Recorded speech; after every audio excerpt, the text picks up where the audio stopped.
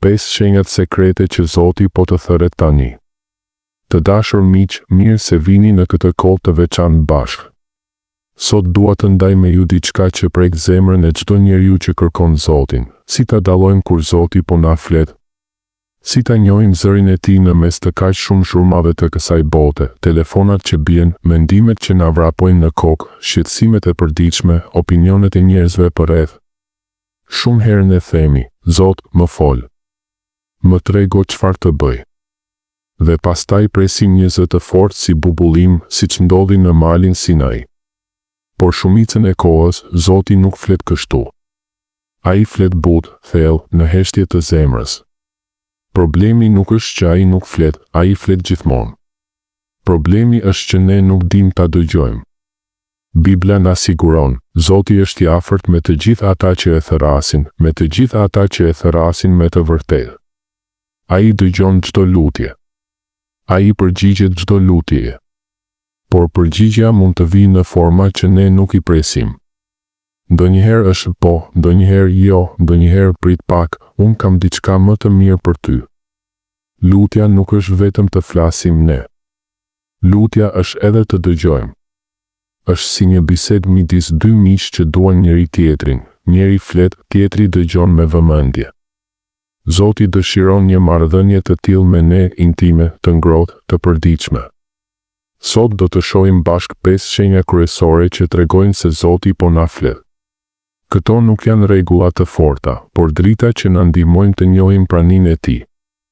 Dhe mbani mend, çdo gjë që dëgjojmë duhet ta krahasojmë me fjalën e Tij, sepse Zoti kur nuk bie në kundërshtim me veten. Para se të ndiqni këtë video, mos harroni të pëlqeni faqen tonë dhe të shpërndani videot miqve tuaj, është shumë e rëndësishme për ne për mirëmbajtjen dhe rritjen e faqes sonë. Le të fillojmë me disa fakte themelore që na ndihmojnë të kuptojmë më mirë. E para, Zoti i dëgjon lutjet tona. Ai nuk është një perënd i larg që na shikon nga qielli si nga një balkon i largët. Ai është afër. Ai që e ka formuar veshin, a nuk dëgjon? Ai që e ka formuar syrin, a nuk sheh? Çdo pëshërtim, çdo lot, çdo zot, ndihmon. Ai i dëgjon të gjitha. Edhe kur nuk e ndjejmë, ai është duke na dëgjuar.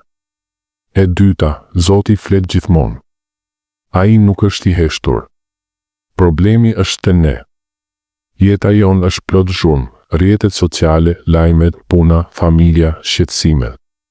Është si të jesh në një dhomë plot njerëz që flasin me zë të lartë, si mund ta dëgjosh mikun tënd që të flet butë nga cepi?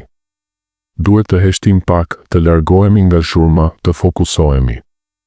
Qetësohu dhe dije se unë jam Perëndi. Heshtja është qelësi për të dëgjuar. E treta, Zoti u përgjigjet të gjitha lutjeve. Nuk ka lutje të humbur. Por përgjigjja e Tij mund të jetë 3 lloje, po kur është për të mirën tonë menjëherë, jo sepse ai e di që ajo gjë do të na dëmtonte, ose prit sepse koha e Tij është perfekte. Siç thot Isaia, sepse mendimet e mia nuk janë mendimet tuaja, as rrugët tuaja rrugët e mia, thot Zoti. Ne shohim vetëm copëzën e mozaikut, ai sheh tablon e plotë. E katërta, lutja është komunikim i ndërsjellë. Ne flasim me Zotin, por pastaj duhet të presim. Është si të telefonosh një mik dhe të presësh që ai të përgjigjet. Nëse flasim vetëm ne dhe mbyllim telefonin menjëherë, si do ta dëgjojmë përgjigjen? Lutja e vërtet ka 2 pjesë, fjalët tona dhe heshtja jon para Tij. Tani le të shohim 5 shenjat kryesore që Zoti po na flet. Shenja 1, përmes dëshmisë së brendshme, intuita shpirtërore. Kjo është ndoshta mënyra më e shpesh që Zoti na flet sot.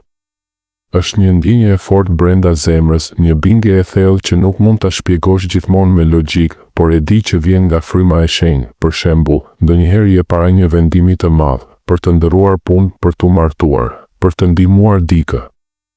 Mendja jote thot një gjë, por brenda zemrës ndjen një paqe të madhe ose një shqetësim të fortë. Kjo është fryma që flet. Bibla e quan këtë dëshmi e brendshme e frymës, vetë fryma i dëshmon shpirtit tonë se ne jemi fëmijë të Perëndisë. Si ta dallojmë nga mendimet tona? Mendimet tona luhaten, ndryshojnë me humorin. por bindja e frymës sjell paqe të qëndrueshme, edhe nëse vendimi është i vështirë. Nëse ndjen një jo të fortë brenda, mos e injoro, shpesh Zoti na mbron kështu. Nëse ndjen një povë që të shtyn përpara me gëzim shpirtëror, ec me të, kur luteni për diçka, prisni pak në heshtje pas lutjes. Pyetni, Zot, çfarë po më thua ti? Dhe dëgjoni atë ndjenjen e brendshme. Shenja 2, përmes ëndrave dhe vizioneve. Zoti ka folur përmes ëndrave që nga koha e lashtë. Jozefi në dhjatën e vjetër pa ëndra që shpëtuan jetën e tij dhe familjen. Danieli interpretoi ëndrat e mbretit. Edhe në dhjatën e re, Jozefi u paralemrua në ëndër të ikte në Egjipt. Sot Zoti ende përdor ëndra, sidomos kur jemi në gjumë dhe mendja jonë është e qetë. Mund të jetë një imazh i qartë, një mesazh, një paralemërim ose një udhëzim. Por jo çdo ëndër është nga Zoti, disa vijnë nga ushqimi i rënd, stresi ose imagjinata jonë. Si ta dallojmë? Ëndra nga Zoti zakonisht sjell paqe, është në përputhje me Biblën dhe shpesh përsëritet ose konfirmohet nga diçka tjetër. Nëse ëndra të tmerron ose të shtyn në mëkat, nuk është nga Ai. Këshill, mbani një ditar ëndrash pranë shtratit. Shkruani menjëherë kur zgjoheni dhe lutuni Zotit për interpretim. Mos u nxitoni, prisni konfirmim. Shenja 3, përmes zërit të dëgjueshëm. Kjo ndodh më rrallë sot, por ndodh ende. Disa njerëz kanë dëgjuar një zë të qartë, të dukshëm, që u thot diçka specifike. Siç ndodhi me Samuelin e vogël, Samuele. Apo pali në rrugën për në Damask, ky zë është i qartë, pa dyshim, dhe zakonisht vjen në momente krize ose thirrjeje të veçantë. Nuk është zëri ynë i brendshëm, është diçka e jashtme që dëgjohet me vesh. Por kujdes, djalli mund të imitojë. Prandaj, çdo zë i tillë duhet provuar me Biblën dhe me paqen e frymës. Nëse të shtyn drejt dashurisë, drejtësisë, bindjes ndaj Zotit, mund të jetë Ai. Shumica prej nesh nuk e përjetojmë këtë shpesh, por mos e përjashtoni mundësinë. Zoti është sovran, Ai di si të flasë me secilin prej nesh. Shenja 4, përmes njerëzve të tjerë dhe mjeteve të ndryshme. Zoti është krijues, Ai mund të përdor çdo dhe çfarëdo për të na folur. Një fjalë nga një mik në telefon, një predikim që dëgjon rastësisht, një fëmijë që të thotë diçka e thjeshtë, madje një tabelë reklamuese në rrugë ose një këngë që vjen në radio në momentin e duhur. Për shembull, në Bibël Zoti përdori një gomar për të folur me Balaamin.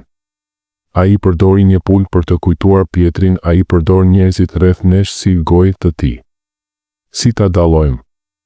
Mesazhi do të jetë në harmoni me Biblën, do të sjellë fryt shpirtëror, paqe, pendim, inkurajim, thirrje për të drejtë dhe shpesh konfirmohet nga shenjat të tjera. Mos prisni vetëm zëra mistik, ndonjëherë Zoti flet përmes njerëzve të zakonshëm. Dëgjoni me vëmendje ata që ju rrethojnë. Shenja 5, përmes fjalës së tij, Biblës. Kjo është mënyra më e sigurt, më e qartë dhe më e rëndësishme. Bibla është fjala e gjallë e Zotit. Fjala e Perëndisë është e gjallë dhe vepruese. Kur e lexoni me zemër të hapur, fryma e shenjtë e bën atë të flasë drejt për drejt me ju. Ndonjëherë një varg që e keni lexuar qindra herë, pa pritur ndizet, ju prek thellë, ju jep përgjigje për çfarë po luteni. Kjo quhet iluminim nga fryma. Fryma e së vërtetës do t'ju udhëheqë në të gjithë të vërtetën. Çdo mesazh tjetër, ëndër, intuit, zë, fjalë nga njerëzit, duhet provuar me Biblën. Nëse nuk përputhet me shkrimin, nuk është nga Zoti. Prandaj, lexoni librat e shenjtë çdo ditë. Lutuni para se ta hapni, Zot, më fol mua sot. Ai do ta bëjë fjalën e tij të gjallë për ju. Përfundim. Të dashur, Zoti dëshiron të ketë një marrëdhënie të ngushtë me ju. Ai nuk është një perëndi i ftohtë, ai është ati që ju do, që dëshiron t'ju flasë, t'ju udhëheqë, t'ju ngushëllojë. Por për ta dëgjuar zërin e tij, duhet të kaloni kohë me të, në lutje, në heshtje, në fjalën e tij. Mos u dorëzoni nëse sot nuk dëgjoni asgjë. Vazhdoni të kërkoni. Ai premton, më kërkoni dhe do të më gjeni, më kërkoni me gjithë zemër dhe unë do t'ju gjej. Le të lutemi bashkë tani. Zoti dashur, faleminderit që flet me ne. Na ndihmo të dallojmë zërin tënd nga zhurmat e tjera. Na jep zemër të hapura, vesh që dëgjojnë dhe dëshirë për të kaluar kohë me ty. Në emër të Jezusit, amen. Ju bekoft Zoti shumë. Nëse keni përvoja tuaja, ndajini në komente, le të inkurajohemi bashkë. Faleminderit që ishit këtu.